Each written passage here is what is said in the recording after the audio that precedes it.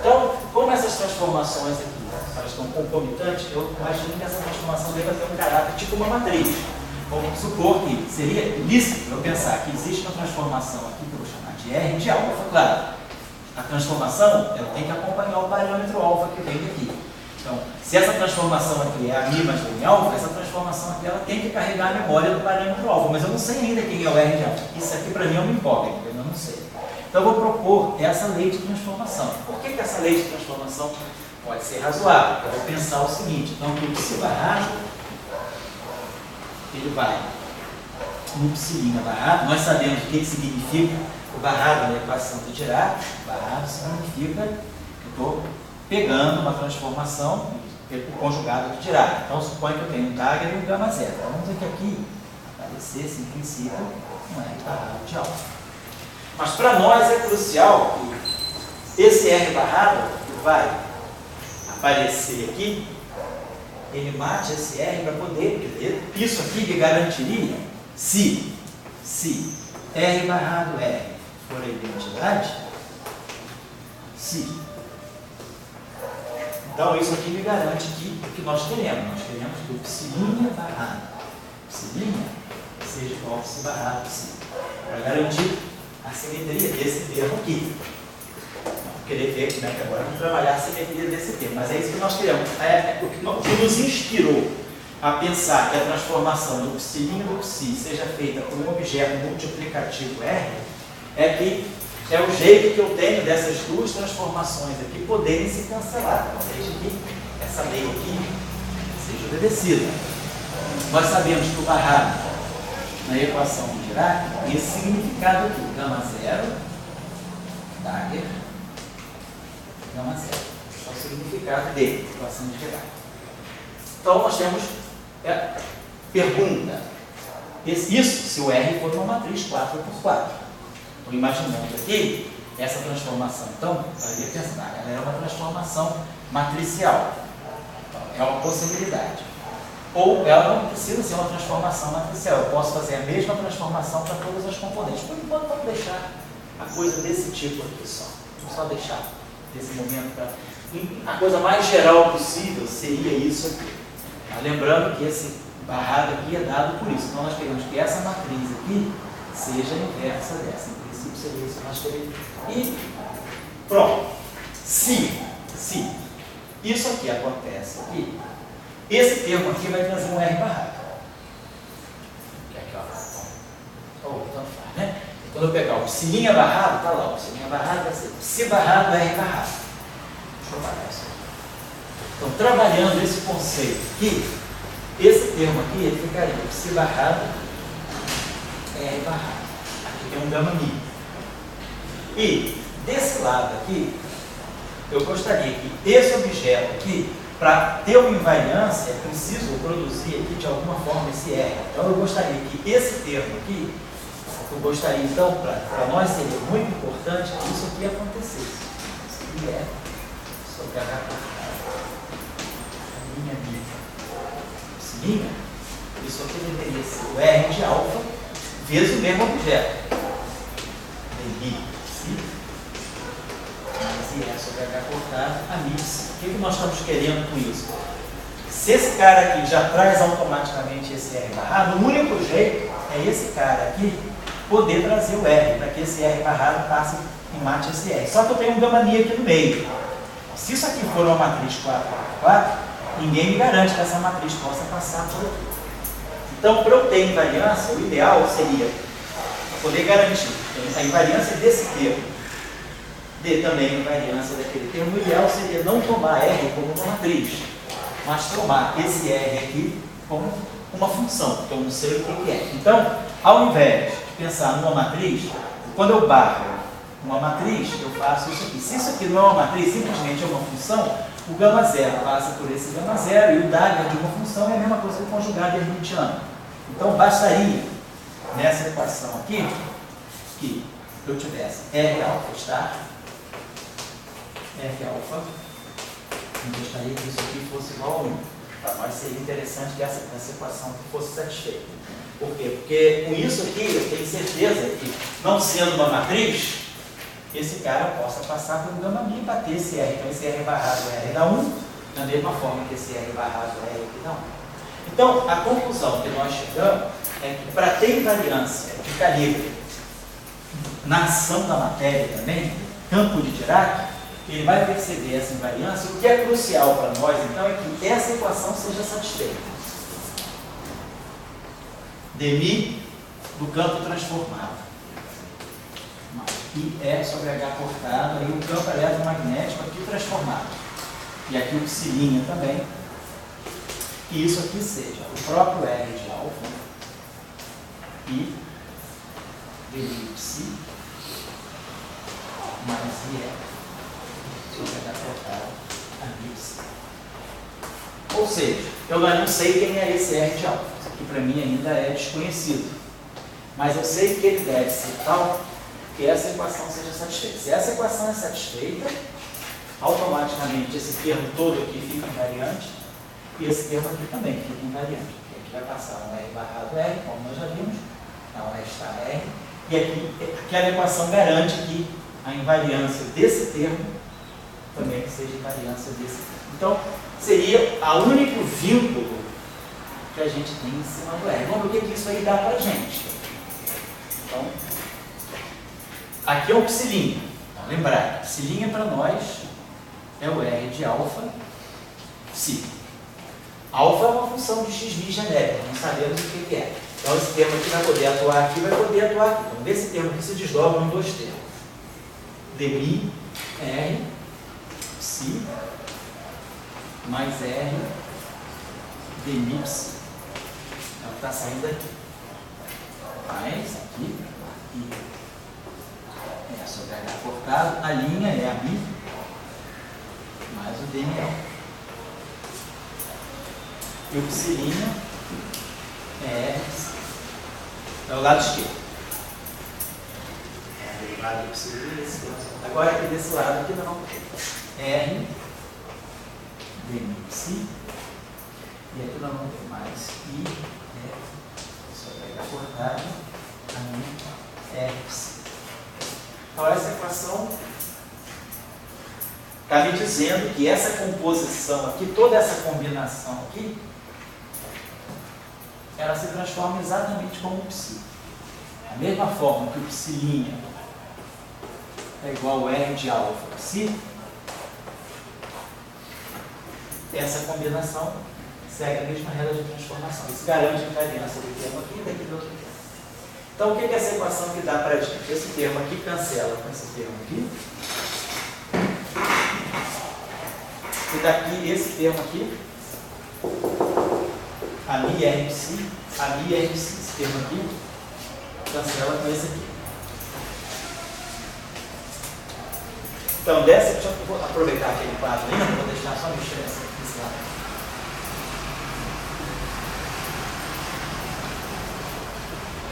Então, nós vamos ter dμr psi mais IE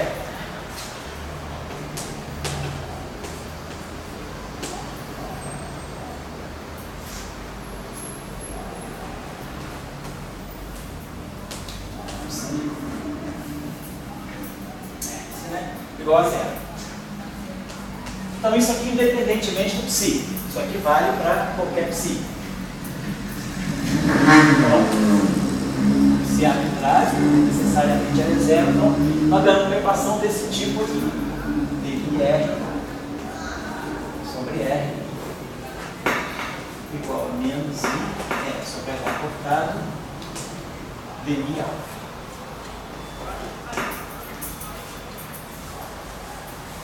Claro, isso aqui é uma derivada logarítmica, né? Derivada de logaritmo. Então, você está me dando basicamente isso aqui.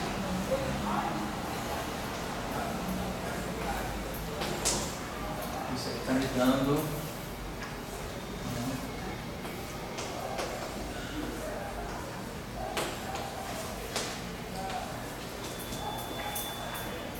claro, isso aqui é derivada disso aqui menos uma constante, Então essa constante eu posso sempre absorver, uma constante Então isso pode me dar algo desse tipo. Esse R de alfa está me dando a exponencial de menos I sobre H cortado alfa, né? Esse derivar esse objeto aqui em relação a xi, a gente vai ganhar basicamente a derivada da menos IH cortado dele alfa e a derivada da exponencial, né, a própria exponencial. Então, essa equação aqui, essa solução aqui é automaticamente a solução dessa equação. Claro que eu poderia colocar aqui uma constante multiplicativa, mas essa constante multiplicativa ela é completamente arbitrária, eu posso fixar ela igual a 1, não importa. Então, a menos de uma constante, a transformação que eu estou colocando é essa aqui. Então, o que a gente vê é que o setor de matéria, quando ele interage com o setor de gauge, ele absorve aquela simetria que veio lá do setor de gauge, a simetria que me permite eliminar o spin zero da propagação do campo de Maxwell, ela entra também no campo de matéria, mas ela entra no campo de matéria sob a forma de um passe. Então, para nós, né, a simetria final seria, sempre que eu fizer a transformação do calibre, o campo de matéria, então, ele vai vai seguir essa simetria, né, essa transformação, através dessa forma aqui.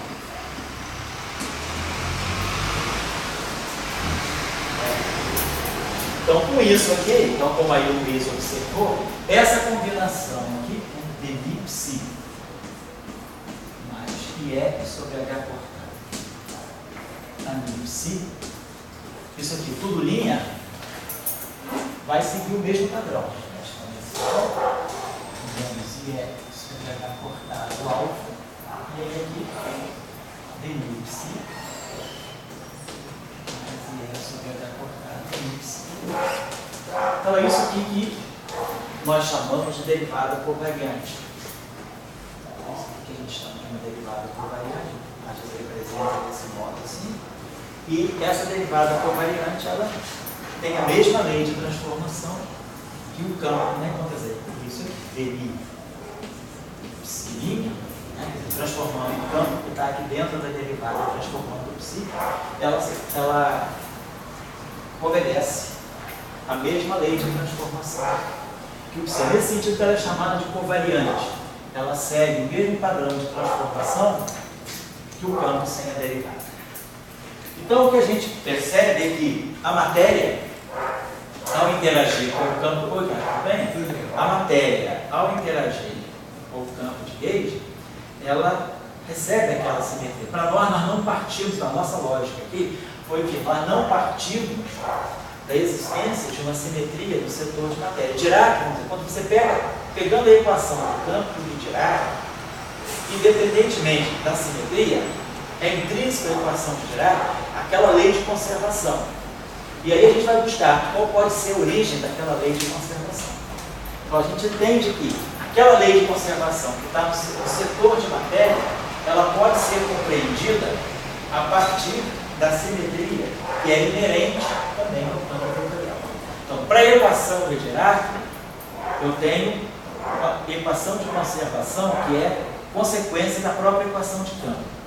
No caso do campo de Maxwell, a gente tem uma equação intrínseca que é uma equação de simetria, para eliminar o spin zero do campo vetorial. Eu quero garantir um modelo que me descreva propagação e interação só para esse objeto aqui. Então, quando esse objeto aqui entra em interação com o setor de matéria, ele transporta a simetria, que dele era uma simetria de calibre, né, que era uma simetria dele alfa, essa simetria aqui, ela naturalmente se incorpora no setor de matéria sob a forma de uma face.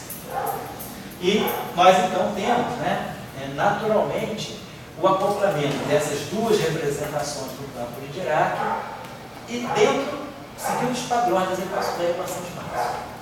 Agora, a pergunta que a gente se faz é, se eu levo essa lição para outros setores de spin, então, se a matéria carregada agora deixa de ter spin 1, passa a ter spin 0, ou se a matéria carregada agora deixa de ter spin meio e passa a ter spin 1, como é que as equações de Maxwell, como é que agora essa essa identidade do portador, o fato dele ter um spin que não é mais spin meio, vai repercutir nas equações de massa. Essa que é a pergunta que nós vamos rever. Então agora nós partimos então desse pressuposto, de que o campo fundamental é o campo fermiônico. Apesar de não ser a representação unidimensional do grupo de Lorentz, ele é a representação a partir da qual eu posso obter todas. Então o campo mais fundamental nesse sentido é o campo fermiônico. Então, pela leitura da simetria de Gauge no campo fermiônico, nós vamos agora transportar essa lição aqui para os demais setores de spin. Então, por exemplo, se eu pegar um campo de spin zero, que é um campo escalar, eu vou dizer, beleza, meu campo escalar, se ele for portador dessa mesma carga que o campo fermiônico é, eu vou então colocar, vou supor que, sendo um campo de matéria, ele vai perceber a simetria dessa forma aqui. É isso aqui, e aqui o meu campo fica. Então, com isso, para que isso aqui, então, essa lição aqui seja incorporada aos demais spins, vamos manter essa mesma perspectiva de transformação no caso do termo cinético. Para nós vamos sempre fazer o que a gente fez aqui. Nós vamos ter, então, o campo de matéria, ele vai interagir com o campo de Gauge, com o campo de calibre, aí nesse caso, através da formação dessa grandeza aqui.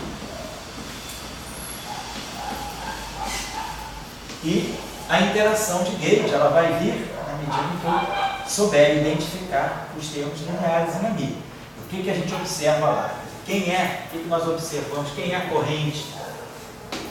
Quem é a corrente eletromagnética? A corrente eletromagnética, no caso do fermiônico, isso que é a derivada do Lagrangiano em relação. Então, essa relação aqui é que vai dar para a gente, como é que a gente procura a corrente eletromagnética. A corrente eletromagnética é tudo aquilo que se acopla com o campo. Então, vamos partir dessa ideia. A lição que o campo fermiônico nos deu, nós vamos trazer para o campo de spin 1. Nesse caso, campo de spin 0. E o que isso vai dar para a gente? Vamos ver agora o que isso aqui. Vou dar um intervalo aqui, tá? O que isso aqui vai dar para a gente. Então, como é que as equações de Marx elas podem ressentir dessa interação? Então, vamos pensar na mesma lição que nós fizemos do eletromagnetismo. Vamos acoplar o campo, como nós vamos fazer? Agora vamos acoplar o campo de Marx, formar uma eletrodinâmica que a gente chama de eletrodinâmica escalar. Vamos pegar agora a representação 0,5, 0,0, que é a representação desse campo φ. Então esse campo φ está nessa representação, ele vê a simetria eletromagnética daquela forma, então eu vou botar aqui o nosso Lagrangiano de interação. É o que nós vamos chamar de Lagrangiano da eletrodinâmica escalar. Normalmente, a eletrodinâmica anterior, que é o campo de Dirac, a gente chama de eletrodinâmica espinorial, que é a eletrodinâmica onde o portador de carga ele tem espinorial, ele é fermiônico, espinorial. Vamos ver a eletrodinâmica escalar. Então, nós vamos ter menos em 4. Então, o setor de Marx fica tal e qual. E aí o que nós entendemos? Nós entendemos que o setor agora, o setor escalar, ele tem essa ação aqui, dmi, Como nós tínhamos estudado o campo de Klein-Gordon, ele tinha essa forma aqui.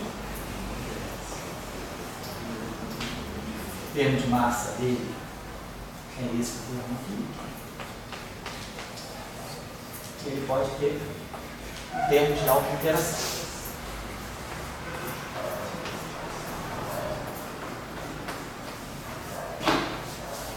Por exemplo, vamos colocar esse termo aqui. Por que esse termo aqui não outro? Depois eu vou comentar um pouquinho por que a gente fica exatamente nessa potência que é quártica no campo. Então, seguindo essa lição, nós já tínhamos aprendido lá da lição do campo de Dirac que essa derivada aqui, simplesmente, vou apagar isso aqui, ficou aquela construção lá. Campo de eletromagnético que entra nessa combinação.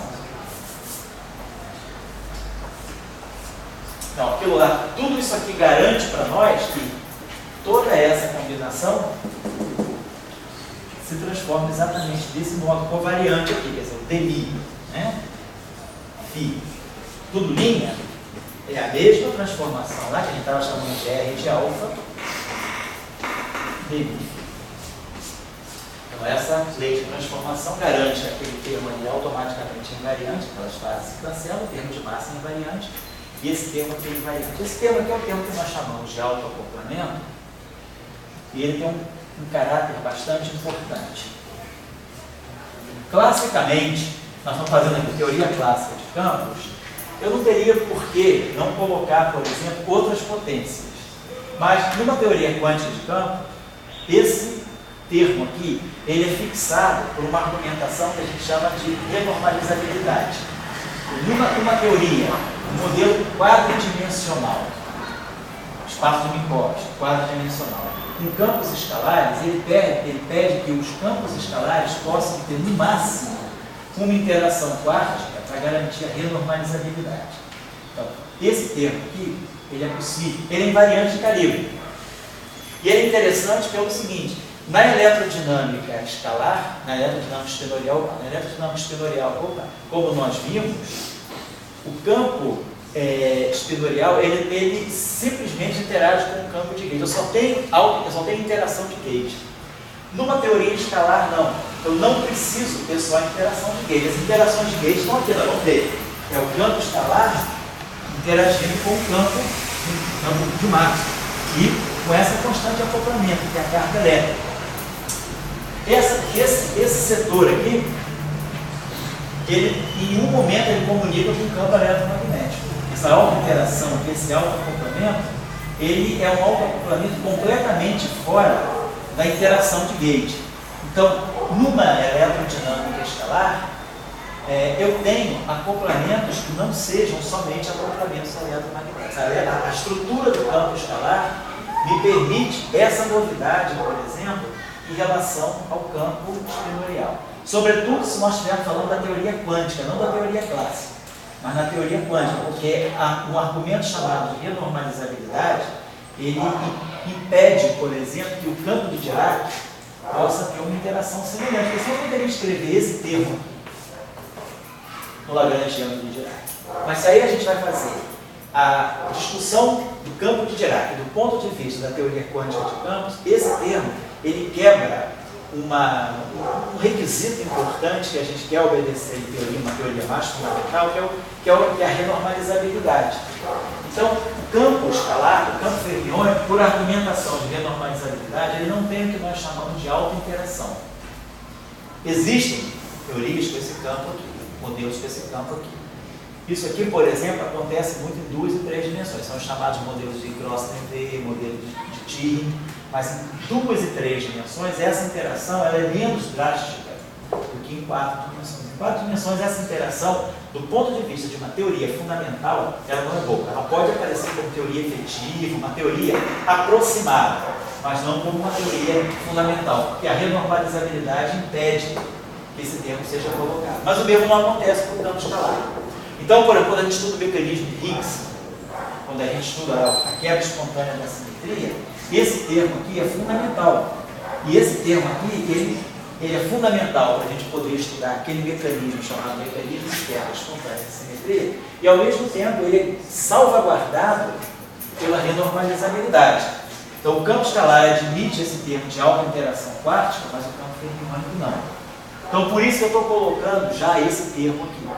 Porque quando a gente fala da eletrodinâmica escalar, esse termo aqui é muito importante para poder garantir a renormalizabilidade, se a gente for falar depois da teoria quântica. Só estou colocando ele aqui. Numa teoria clássica, não se justifica muito colocar esse termo, mas numa teoria quântica não é possível. E agora, a partir daí... Professor, pois não, fala aí. Então aí, quando você fala então, que o modelo padrão é uma teoria normalizada, né? Isso. É porque esse termo está dentro, ele vai estar dentro do setor escalar da grande... O setor de Higgs, ele é crucial no potencial de Higgs. Por isso que o modelo é... Por isso que ele é normalizado. Até então, por exemplo, na década de 30, essa eletrodinâmica escalar havia sido estudada por Fermi, por Majorana, por Pauli e por Weissmann. Mas a discussão que se tinha não se sabia muito claro quando se olhava o campo do ponto de vista da teoria quântica, o que pudesse ser a interação. Então, esse problema aí essa discussão aí foi elucidada, foi justamente o problema principal da tese de doutorado do Salão. O Salão, em 51, quando ele defendeu o doutorado dele, ele levantou essa questão, ele mostrou que a chamada eletrodinâmica escalar era realmente uma teoria renormalizável. E para ser renormalizável, o que se pensava era o seguinte: uma teoria que é uma teoria de interação eletromagnética, ela não deveria ter acoplamentos extra-eletromagnéticos. Ela deveria ter uma teoria puramente com acoplamentos eletromagnéticos. Então, o constante acoplamento seria a carga elétrica. No entanto, ele mostrou que, numa eletrodinâmica em que os portadores são escalares, ao quantizar a teoria como campo quântico, eu preciso introduzir uma interação extra-eletromagnética para poder garantir a renormalizabilidade. E é justamente como o Fábio estava observando, é esse termo aqui, que é extra-eletromagnético, que acaba sendo, depois na teoria eletrofrágil, crucial para o mecanismo da quebra espontânea do sistema. Então, estou só já anunciando para vocês já ficarem com a ideia completa formada desde o início. Mas numa teoria clássica, eu poderia fazer tudo isso nesse termo. Mas na teoria quântica, esse termo aqui é fundamental. Então, vamos já partir dele na teoria clássica. Então, agora, o que a gente quer ver é quais são as interações eletromagnéticas que vão sair daí. Então, muito simples, vamos fazer o exercício. É só substituir essa derivada. Só não vamos fazer esse cálculo imediato, vocês podem fazer aí. É só pegar essa derivada, como está nesse modo aqui, e colocar aí. Então, isso aqui é dmφ. Então, vamos colocar isso aqui de dentro. Então, ao colocar isso aqui de dentro, vou ter um produto de dois termos. Para nós, o que vai ser para a interação eletromagnética, o que é importante é onde aparece o AMI. Por quê? Porque onde aparece o AMI é o que vai dar contribuição para as equações de Maxwell. Então, esse termo aqui tem AMI, ele vai dar contribuição para a equação de Maxwell. Esse termo aqui não tem nada a ver com as equações de Maxwell. Esse termo aqui também não vai ter nada a ver com as equações de Maxwell. O que vai ter a ver com as equações de Maxwell está aqui dentro. O primeiro termo que sai daqui é o cruzamento dmφ estar dmφ. Também não tem nada a ver com AMI. O primeiro termo importante é quando eu cruzar o termo em AMI daqui com o que não tem AMI aqui e vice-versa. Então daqui vão sair 4 termos, né? Esse cara com, vou botar aqui só para ficar claro. Já vou dar um intervalo. Fez isso, vou dar um intervalo, tá? O campo aqui é o campo eletromagnético real. Então o termo dmφ, tá? É esse termo. E o termo dmφ é esse aqui.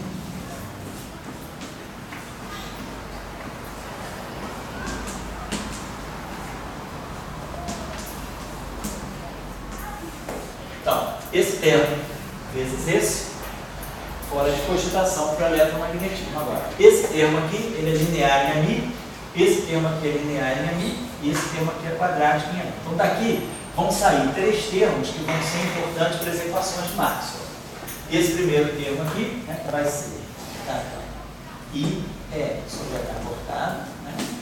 Então, vamos ter aqui dmφ estar AMI, φ.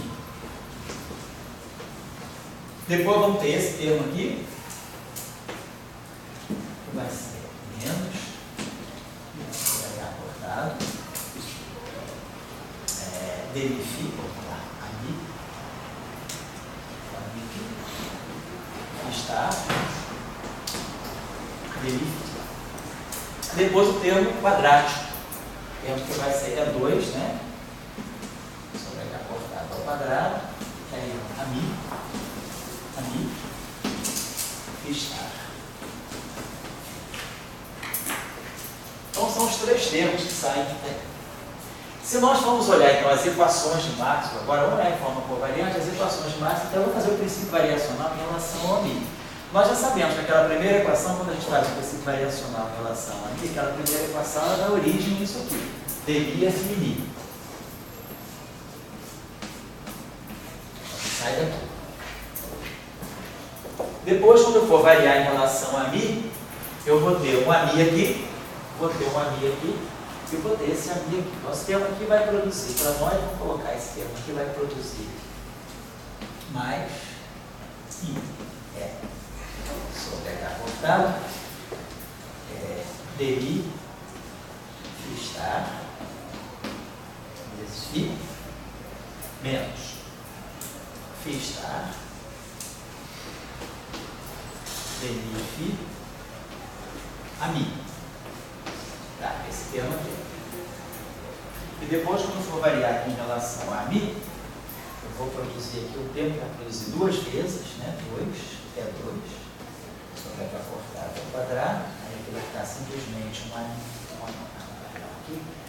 Bom, aqui só estou variando, desculpa, vou variar tudo em relação a mi. Isso aqui é tudo somado. A mi, dmi, tudo a mi. Então, esse índice livre aqui é. Então, vamos colocar isso aqui desse modo. Dmi. Tá certo. Variei em relação a mi. Não se já sabe. Variei em relação ao a. E aqui variei em relação ao a mi. Então, isso aqui vai ficar duas vezes. A mi está aqui. Então essa aqui seria a nova equação de Maxwell, que estaria saindo dessa ação agora acoplada ao escalar, o portador escalar, ele está dando essa contribuição. O que nós sabemos da teoria de Dirac é que dmi, f mini é um J-ni, é a corrente eletromagnética. Aqui a gente vê alguma coisa nova. A gente vê que a equação ela começa a depender do ar. O potencial aparece explicitamente, eu não tenho só o campo elétrico e magnético. Vamos dar uma olhadinha só nessa equação. Então vamos colocar essa equação numa forma mais explícita para a gente ver a diferença agora, né? Quer dizer, onde é que o fato do campo ser escalar está sendo um diferencial em relação ao caso da eletrodinâmica estelariana. Então vamos colocar do lado esquerdo, então vamos lá, dmi f mini. No caso do Dirac, vamos colocar, no caso do Dirac, a gente tinha isso aqui, menos psi barrado, gama mi, psi. Então isso aqui é a eletrodinâmica estelarial.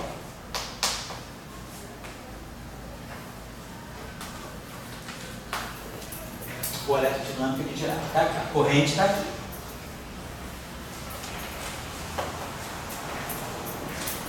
No caso escalar, vamos ter uma algo parecido, dmi f mini. Só que tem uma parte, aqui é o setor puramente de matéria. Aqui é o que a gente esperaria, isso aqui é o setor de matéria, mas eu não consigo descolar, no caso eletromagnético, no caso estelarial, aqui a gente descola. Aqui está o setor puramente eletromagnético e aqui está o setor de matéria. Aqui não, eu vou ter um termo novo, que é aquele termo ali, 2 é 2, 2 é 2, sobre h cortado ao quadrado, φ estar φ, a mi. E do lado de cá, eu flipo para o lado direito lá, esse termo aqui, menos i é sobre. Aqui eu acho que tem um h cortado, né? Aqui eu tinha esquecido de colocar.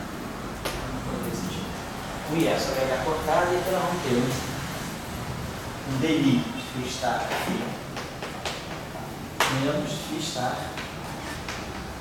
dmi. Então, ó, esse termo aqui é uma novidade. A equação passa a depender do potencial, diferentemente da equação de Maxwell. Então, se eu pegar, por exemplo, a componente μ igual a zero, nós sabemos que isso aqui está me dando a divergência do campo elétrico.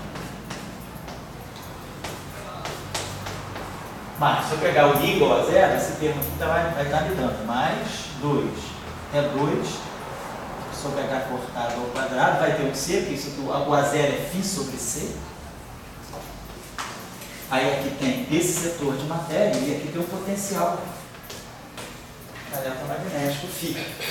E desse lado aqui eu vou ter menos i sobre h cortado, aí eu vou ter φ, derivada temporal de φ estar, vezes φ, menos φ estar, derivada temporal. Então é como se desse lado aqui eu tivesse puramente a matéria, mas agora eu tenho que ter uma novidade aqui.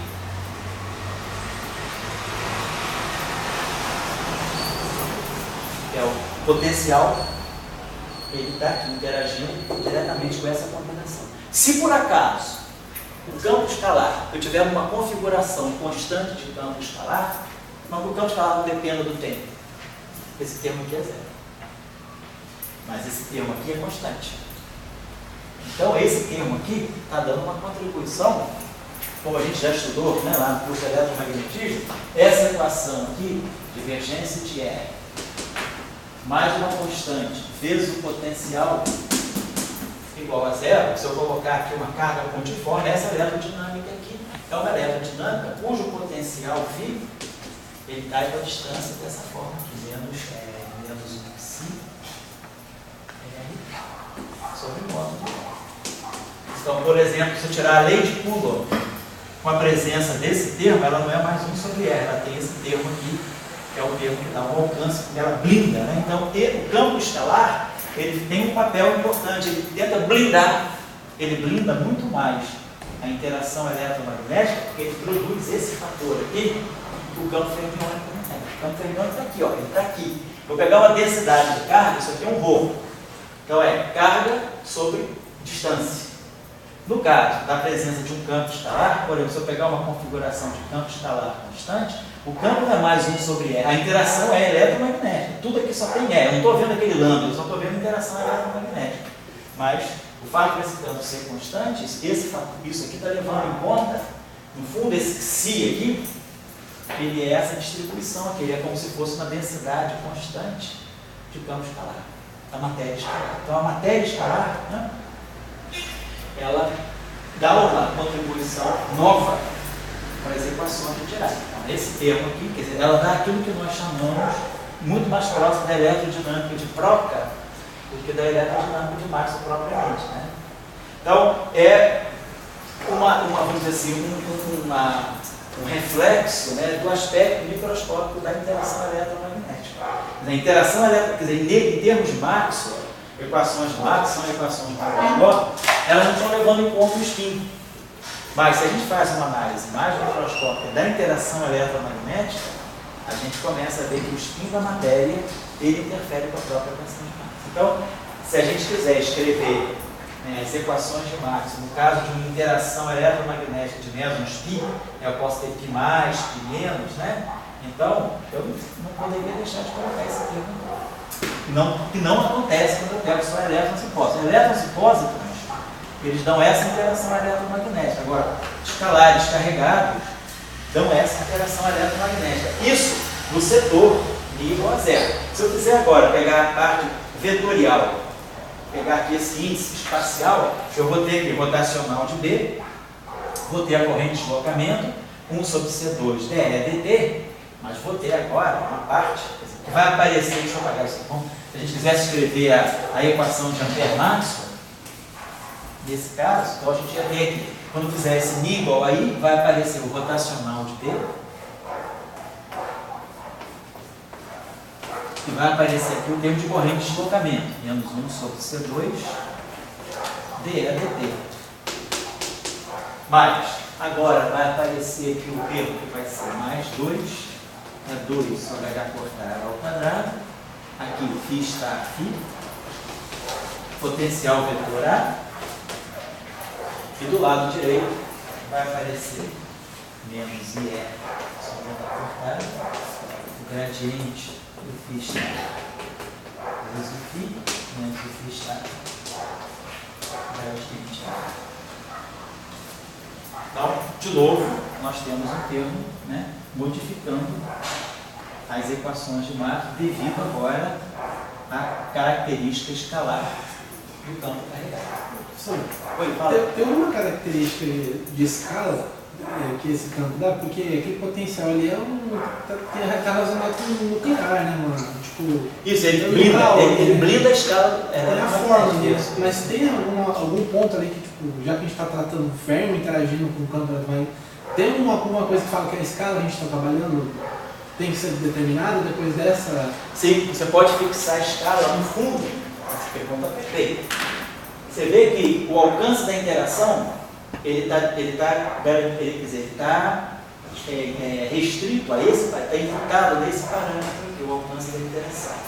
E esse parâmetro, se você observar, está ligado a essa densidade da distribuição de matéria escalar. Então, o próprio campo escalar, ele determina uma escala que vai ser a escala onde essa interação vai ser importante. Você blinda muito mais essa interação.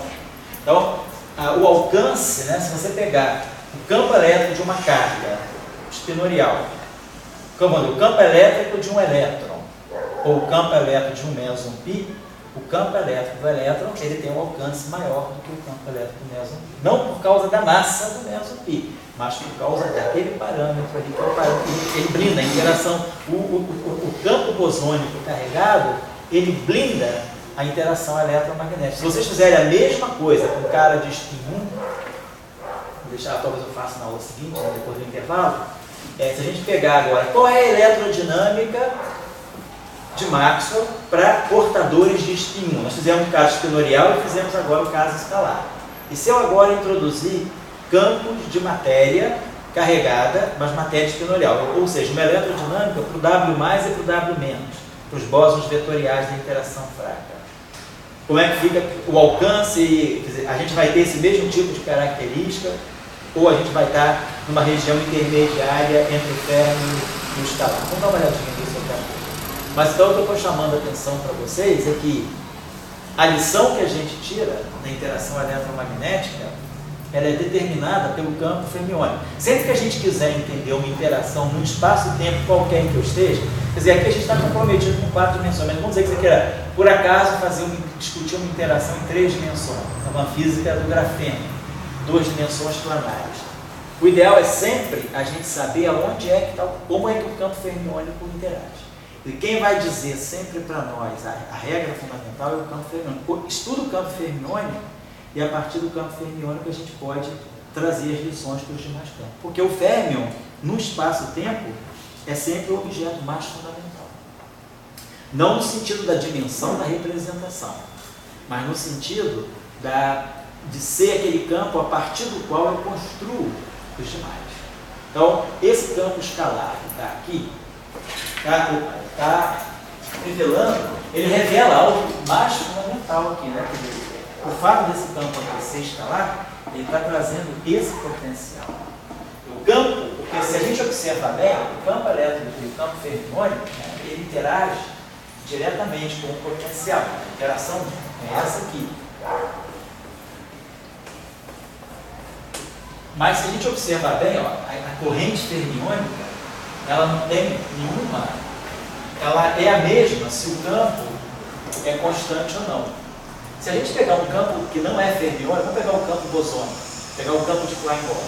Se a gente olhar o campo de Klein-Gordon, corrente, né, só apagar isso aqui. Se a gente fizer esse mesmo exercício, deixa eu apagar isso aqui rapidinho. O exercício que nós fizemos para o modelo de Dirac. O campo de Dirac era esse aqui, né? Então, I, vai dar cortado, vamos pegar o campo de Dirac livre, né? Menos MC, psi igual a zero. Vamos ver o que nós fizemos ainda agora. Pegamos essa equação, está na forma do Ket. Escrevemos essa equação na forma do Bra. Pegamos essa equação, multiplicamos pelo Bra e pegamos a equação do Bra, multiplicamos pelo Ket. E aí a gente ganhou no final de tudo que o Lagrangiano de Dirac, ele automaticamente me dá essa lei de conservação. E aí a gente partiu disso justamente para interpretar esse objeto aqui como possível candidato à interação eletromagnética. Se eu pegar agora a equação de Klein-Gordon, que é essa equação aqui, né? Então vamos lá. dB da Lambertiano de φ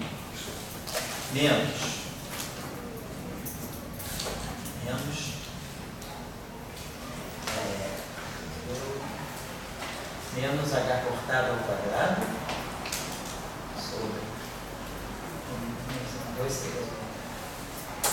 menos M2 C2 sobre h cortado ao quadrado φ igual a zero. Então vamos colocar essa equação aqui, né? Isso aqui tem dimensão de 1 sobre o comprimento ao quadrado, isso aqui é o inverso do comprimento da massa, então tá, a dimensão está ok. Vamos tirar o Ket por isso aqui, tá? A equação, vamos tirar o complexo conjugado dessa equação. Fica isso aqui também.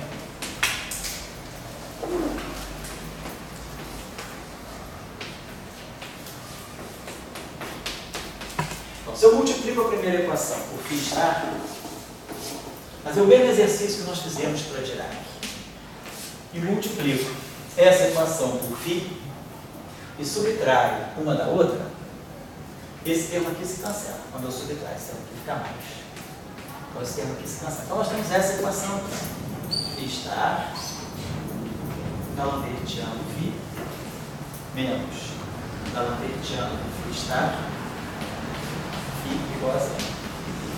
Eu posso observar que essa equação pode escrever essa forma só. Dmi φ estar φ menos dmi do φ estar φ igual a zero. Essa equação aqui, se eu pegar esse termo aqui, eu vou produzir dmi φ estar dmi φ. E esse termo aqui eu vou produzir também, dmi φ estar dmi φ. Depois, essa derivada, quando bater aqui, ela vai produzir φ estar da lambertiano de φ. E essa derivada, quando bater aqui, ela vai produzir o da lambertiano do φ estar φ. Então, esse termo aqui é idêntico a esse. Então, da equação de Colin-Gordon, do campo complexo, livre, sem interação, o que eu ganho é essa lei de conservação. Então, da mesma forma que a equação de Dirac naturalmente me dá essa corrente, a equação de Colin-Gordon naturalmente me dá essa corrente. Só que essa corrente, vocês observam, ela depende da derivada do campo. Ela não é uma corrente tão limpa quanto a corrente fermiônica. A corrente fermiônica ela só depende da coordenada do campo. A corrente bosônica, ela traz uma informação sobre o momento do campo. Está lá, o dmi. Tem uma derivada do campo. Então, se o campo, por exemplo, for constante, aquilo é zero. O campo fermiônico, se ele for constante, a corrente persiste. O campo bosônico, se ele for constante, aquela corrente não tem. Então, esse campo aqui, ele é muito mais fundamental. A corrente dele, ela é independente se o campo é constante ou não, ela estava sempre lá. Ao passo que aqui não, eu tenho uma dependência no momento. Vocês estão lembrados que o momento canônico, né, associado ao campo é dl dφ ponto. Então, agora, se eu estou fazendo a versão covariante disso aqui, eu teria que início, eu sei dl dφ. Então, a gente vê que o campo, que não é fermiônico, ele carrega, né, a própria corrente carrega na estrutura dele o momento do campo. Quando há interação eletromagnética, nós já sabemos lá pela regra do acoplamento mínimo, o campo eletromagnético ele se infiltra no momento do campo. Tá? Na mecânica clássica a gente sabe disso. Quando a gente coloca uma partícula carregada no campo eletromagnético, né, o momento ele ressente da interação eletromagnética. Então o momento deixa de ser aquele momento, não é mais NV. O momento agora ele tem NV menos CA. Então a interação eletromagnética ela entra na própria definição daquilo que é o momento canônico. Então, como a corrente escalar ela depende do momento, na verdade, quando eu coloco a interação eletromagnética, o campo eletromagnético ele próprio penetra nessa corrente. Se a gente olhar essa equação de Maxwell, como ela está aqui, ó, desse modo aqui, se a gente quiser, a gente pode trazer. É uma questão só de reescrever. Eu posso jogar esse termo para lá. Ou eu posso escrever a equação de Maxwell desse modo aqui, explicitando aqui o potencial eletromagnético e deixando aqui só o setor de matéria, como eu posso escrever essa equação desse modo aqui também. Eu jogo esse termo para o lado de lá, e esse termo aqui vai ser menos IE sobre H cortado, D ni do φ estar, e menos φ estar, dv.